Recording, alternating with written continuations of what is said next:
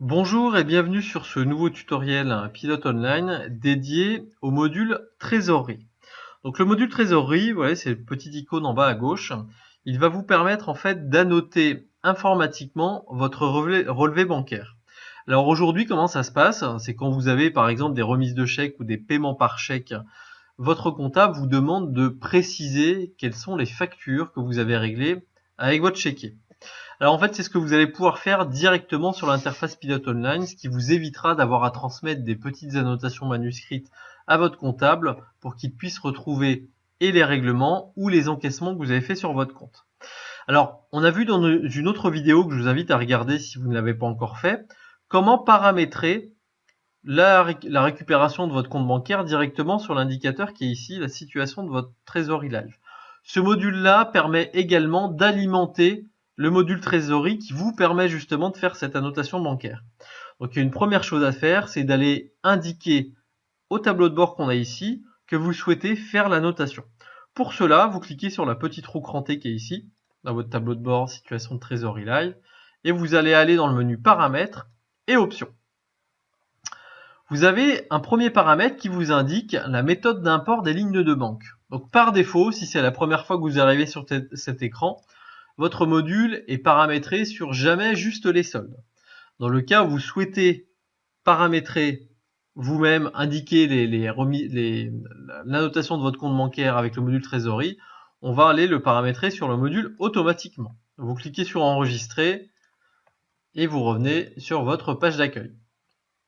Sur votre page d'accueil, vous voyez, on a le petit bouton trésorerie dont je parlais tout à l'heure. Celui-ci vous indique que vous avez des lignes de banque maintenant qui sont à paramétrer, c'est-à-dire que vous avez à les valider pour que votre comptable puisse les classifier en comptabilité. Je vais aller cliquer sur le module trésorerie. Alors ce module trésorerie, il est assez sympa parce qu'il va vous permettre rapidement de pouvoir faire l'annotation, donc indiquer à votre comptable quelles sont la nature de chacune des dépenses. Alors il y a trois manières de faire. Première manière qui est assez simple, c'est que vous voyez là j'ai une dépense par exemple que j'ai fait en carte bleue, je ne sais pas ce que c'est, je vais cliquer dessus avec ma souris et je vais pouvoir aller indiquer à mon comptable quelle est la nature de cette dépense. Donc là je vais lui dire par exemple, c'est une dépense de gasoil. Je tape simplement le texte dans le petit champ qui est ici. Je peux, si j'ai paramétré mes différents fournisseurs, aller également lui dire, c'est une dépense de gasoil et j'enregistre. Automatiquement, ma ligne va être classifiée en gasoil. Alors vous allez me dire, mais la liste où il y a tous les fournisseurs de paramétrer, comment je peux aller la compléter? Elle est peut-être pas assez complète pour moi. Alors, pour cela, vous allez aller dans le menu fichier, type d'affectation. Vous avez déjà un certain nombre de fournisseurs peut-être déjà paramétrés. Si vous n'en avez pas, vous cliquez sur le bouton nouveau et vous allez pouvoir lui dire, je veux me paramétrer un fournisseur gasoil. Vous tapez le numéro de compte comptable et le numéro du compte auxiliaire. Je vous invite à cette étape à vous rapprocher de votre comptable qui pourra vous communiquer, si vous ne les connaissez pas, les numéros de compte comptable à utiliser pour ces fournisseurs-là. Si je reviens sur mon affectation, où on était tout à l'heure, on a automatiquement, voilà, dans la liste que l'on vient de compléter, tous les fournisseurs qui sont automatiquement rajoutés.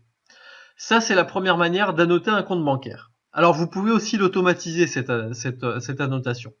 C'est-à-dire que vous allez pouvoir dire au logiciel, dès que tu me détectes dans le libellé un certain terme, par exemple, je ne sais pas, gasoil et Leclerc, tu m'affectes automatiquement cela au fournisseur gasoil que l'on a créé juste avant.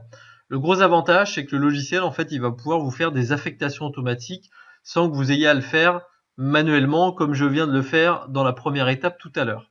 Alors pour créer ces règles automatiques, c'est assez simple. Vous allez toujours dans le menu fichier et règles de traduction. Et là, vous allez lui dire, alors vous voyez, j'en ai déjà certaines de paramétrées dans le cadre de mon test. Vous allez lui dire, je veux créer une nouvelle règle, bouton nouveau en bas à gauche. Je vais pouvoir lui dire, c'est une règle qui s'appelle gasoil.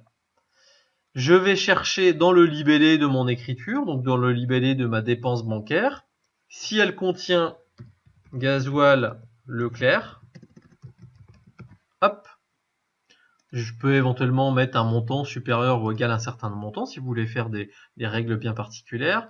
Et je vais lui dire, tu me l'affectes automatiquement à ma dépense de fuel. Et j'enregistre. Et là, qu'est-ce qui va se passer une fois que je vais avoir enregistré? C'est que toutes les nouvelles lignes de banque qui apparaissent, qui sont téléchargés dans mon module de trésorerie, et ben dès qu'il va détecter Gasoil et Leclerc, ou Auchan, ce que vous voulez, automatiquement il va l'affecter au compte Gasoil. Donc ça va être un vrai gain de temps pour vous, puisqu'automatiquement toutes les lignes seront classifiées. Alors, troisième manière d'alimenter ce module de trésorerie. Vous savez par exemple que quand vous faites des remises de chèques sur votre compte professionnel, il n'y a en général qu'une seule ligne, c'est marqué remise de chèque avec le montant de la remise, et votre comptable vous dit mais qu'est-ce que vous avez encaissé? Donc quelles sont les factures clients que vous avez encaissées correspondant à ce montant-là? Alors là, il y a une chose qui est assez intéressante, c'est que vous avez dans le haut de l'écran un petit bouton qui s'appelle remise de chèque. Je vais pouvoir cliquer dessus. Et ce bouton va vous permettre d'aller saisir des remises de chèques directement sur le portail. Alors pour cela, je vais cliquer sur Nouveau et je vais aller saisir une remise de chèque. Voilà, que je peux lui mettre éventuellement un numéro. Vous pouvez reprendre le numéro de votre compte bancaire si vous le souhaitez. Je choisis la banque sur laquelle je l'ai déposé et je vais lui dire, bah voilà, sur cette remise de chèque, il y avait un paiement du client 1 sur la facture 235 et sa banque, c'était Crédit Agricole pour un montant de 300 €. Et puis j'ai également déposé un deuxième chèque qui était le client 2, facture 457, et lui il était à la BNP et le montant c'était 210,50 €. Et j'enregistre dans le bas de l'écran. Alors, petite astuce, vous pouvez éditer votre remise de chèque, ce qui vous permet directement de l'emmener à votre banque. Vous n'avez pas besoin de ressaisir la remise de chèque papier. Le gros avantage, c'est que vous allez avec votre chèque et votre remise que vous venez de saisir, et la banque vous la prendra. Alors, si je retourne dans mon écran d'annotation, donc petit bouton dans le haut de l'écran annotation, je vois par exemple que là, j'ai eu un encaissement. Alors, vous voyez, c'est un virement dans le cadre de ma démonstration, mais peu importe. Vous allez comprendre le principe. Et ben, je vais tout simplement pouvoir lui dire, bah voilà, sur cette ligne-là, je vais, grâce au bouton appeler une remise de chèque, dire à mon logiciel que c'était la remise, voilà, 56, 78, 76, enregistrée. Et vous voyez qu'automatiquement, lui, il m'a fait l'éclatement de la remise avec les deux paiements que j'ai eu tout à l'heure. Donc ça, il y a un vrai gain de temps parce que vous allez pouvoir automatiquement affecter la remise de chèque et que votre comptable en fait ait le détail des remises que vous avez encaissées en banque. Dernière possibilité, si vous êtes utilisateur de la gestion commerciale du portail Pilote Online, et ben en fait au fur et à mesure que vous allez encaisser l'argent, typiquement sur la remise de chèque qu'on a vu tout à l'heure, le portail va vous faire des propositions d'affectation. Alors imaginons par exemple que dans votre gestion commerciale, vous aviez une facture de 320 € ici et un encaissement de 300 € ici. Vous pourriez potentiellement aller affecter cette facture client à l'encaissement que vous venez de faire. Alors ça, c'est vraiment dans le cas des clients qui utilisent la gestion commerciale en ligne sur Pilote Online, ce qui permet d'avoir des propositions d'affectation automatique. Une fois que vous avez validé, affecté vos différentes lignes, vous cliquez sur le bouton valider et automatiquement votre comptable recevra sa ligne validée. Alors il y a une petite astuce, parce que certains clients nous disent bah oui mais j'ai été malade pendant 15 jours et du coup j'ai pas pu faire mon annotation bancaire, est-ce que mon comptable reçoit bien la banque? Eh bien oui, en fait toutes les écritures qui ont plus de 15 jours, même si vous ne les avez pas annotées, on les transmet automatiquement à Serfrance qui permet d'alimenter notamment votre déclaration de TVA ou la compta. La seule chose, c'est que votre compta vous demandera peut-être des précisions pour affecter ces lignes bancaires puisque vous n'avez pas pu le faire en amont.